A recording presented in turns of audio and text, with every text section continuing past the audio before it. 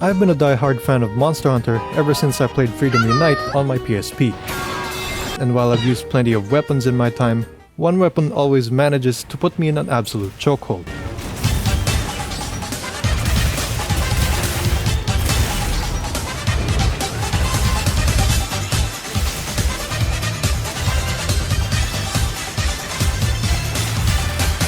Stuns, explosions, a chainsaw, and a shield that, unlike Lance, is fun to use and doesn't boil down to holding R2 for 10 minutes.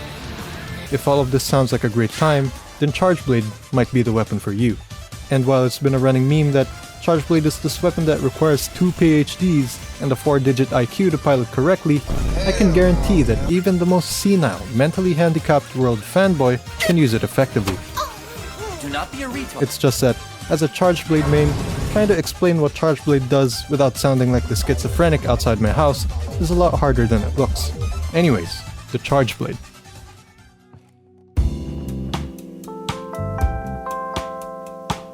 The hard part of making a video on Charglade is that all of the Charglade's mechanics flow into each other, meaning explaining every component of the weapon will inevitably have some parts overlap with ones that I haven't covered yet. So I have to choose between giving simple explanations but missing out on core mechanics, or over-explaining every mechanic and making something like those 3.5-hour Harvard computer science courses. Both equally confusing, but for the opposite reasons. How about I start by talking about the Chargblade's two forms, the sword mode and the axe mode. The sword mode has your basic 3-hit combo, as well as a charge attack where you have to release it at the right time to be effective.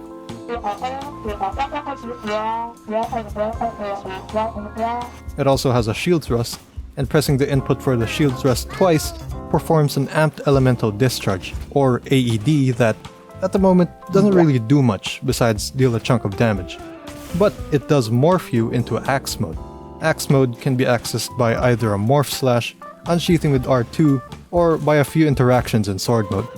You move a lot slower in axe mode and can't block, but you gain access to a lot more hard-hitting attacks, like a smash move, a spin move, and, most importantly, elemental discharges, like the previously mentioned amped elemental discharge, that in addition to dealing a lot of damage on impact, also discharges files for additional damage. The type of damage depends on the file type. Impact files deal stun damage and scales off attack, while element files deal the weapon's element type and only scales on element damage.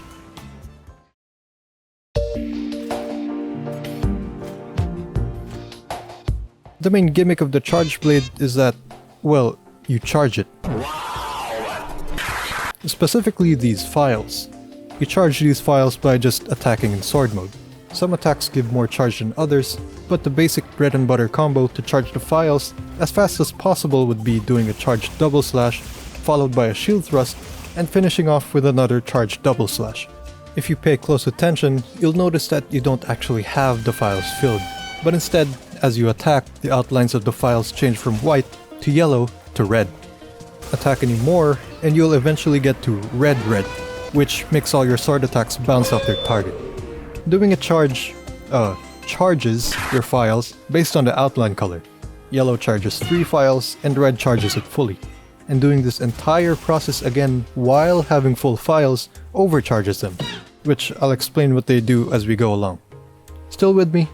Basically, hit stuff, go red, charge. There are ways to optimize this whole cycle, like making the outline yellow while having full files, so that charging the shield with an elemental round slash would instantly put you in the red, or the skill load shells that instantly full charges on yellow and overcharges on red. But the very core loop of the Charglade is charging and discharging your files as quickly and as efficiently as possible. Or at least it was, but we'll get to that.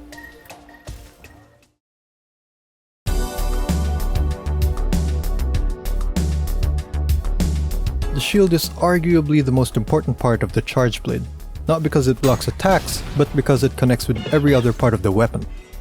Performing either an element boost by holding down the charge button, or cancelling an amped elemental discharge into an elemental round slash, drains all your files and charges the shield for a few minutes.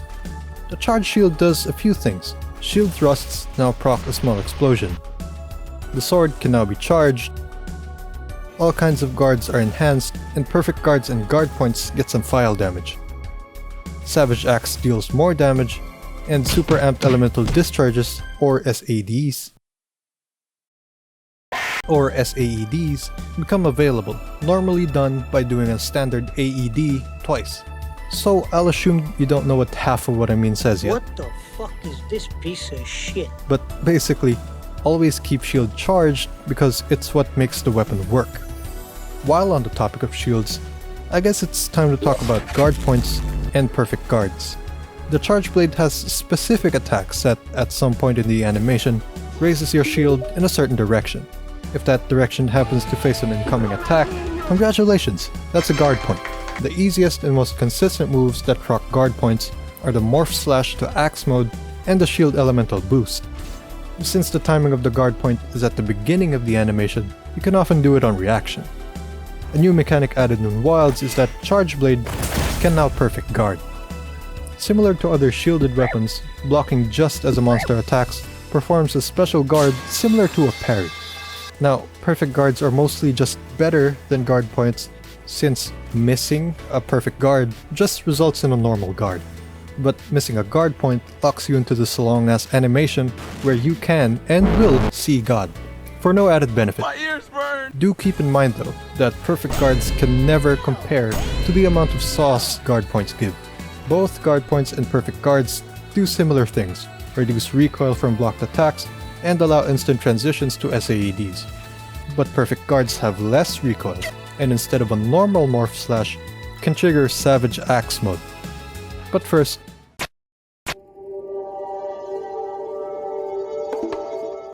it's not good. okay, it's fine. You lock into this animation for 10 years, and your sword attacks gain file bonuses. Bonus stun damage for impact files, and bonus element damage for element files. And, well, it's nice, I guess, but it's more of a luxury since charging the sword puts you in such a vulnerable position, and you want to transition out of sword mode anyway since SAEDs and Savage Axe should be your main source of damage. But it's alright.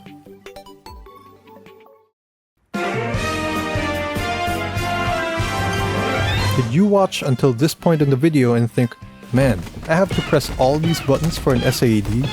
I wish I could just press one button repeatedly instead of having to go through all that. Well, now you can, because Wild's Savage Axe is really damn strong. After a perfect guard, a mounted finisher, or hitting a wound with a focus strike, Savage Axe becomes available, which, when holding an attack button down, makes your axe attacks have increased hit stop while dealing constant damage. And, well, you know, it's alright. Bonus damage and all that, it's pretty good. Oh, did I forget to mention that element discharges, this move right here, that usually cost one file? Yeah, they're free. What do I owe you? Nothing. It's for free.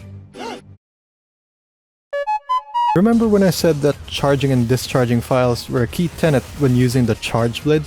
Not anymore. Why spend 3 years charging up for an SAED, only for the monster to move 10 centimeters to the left and whiffing all your damage, looking like a bigger clown than greatsword users before focus mode existed? When you can just press R2 correctly, and spam and hold circle, which deals a lot of damage, has good movement, stuns, severs, procs wounds, can crit, builds status, and has none of Chargeblade's resource management, aside from remembering to block something every 2 minutes. It is pretty fun though.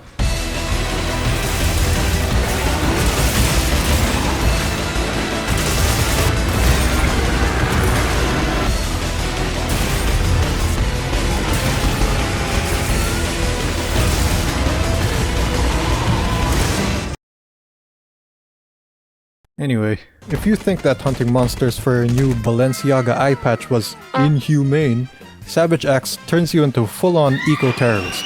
Because with other weapons, at least the monsters can fight back. If they die, it's their fault. They obviously didn't want to live badly enough. With Savage Axe, they have no choice. They will die. Might as well hang them up on the freezer already, since I don't see them getting up anytime soon. Some of you may be saying, it's been this long in the video, and I still don't know how to play Chargeblade.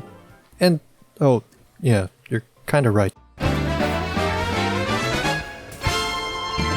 To condense everything I've said in the past. Hit things with the sword to charge sword energy, store energy in files, put files in shield, charge files again, and congratulations, you now know how to play 95% of Charglade.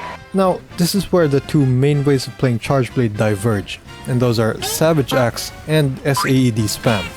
Or, you know, play like a normal person and use both. While I did mention earlier that Savage Axe spam was strong, contrary to popular belief, Impact SAED is alive and well in Monster Hunter Wilds. Welcome back, Diablos Tyrannus 2. Notice how I specified Impact SAED, since Capcom has apparently replaced element file damage with the bidet I used to spray my asshole with.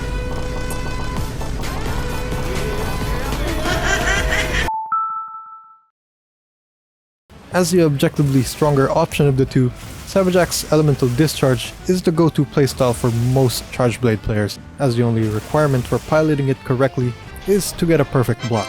And if that's still too hard, Capcom has graciously provided an alternative, which is landing one attack.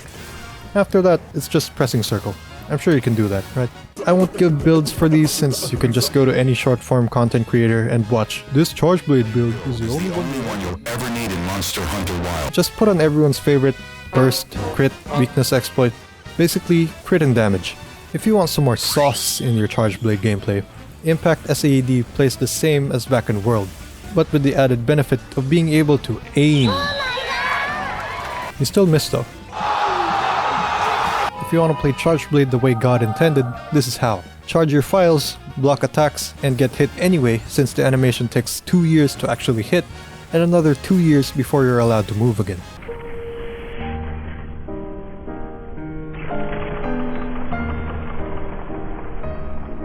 The skills for SAED are a bit different since the explosions can't crit. Even when hitting wounds, they won't crit.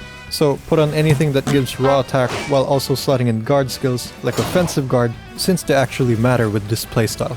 If you really want to, you can still play Element SAED, which is the exact same as Impact, except if you actually want to deal any meaningful damage, you have to make sure you mix and match your weapon element to whatever the monster you're hunting is weak to. And even if you do, well, let me introduce you to bad hit zones.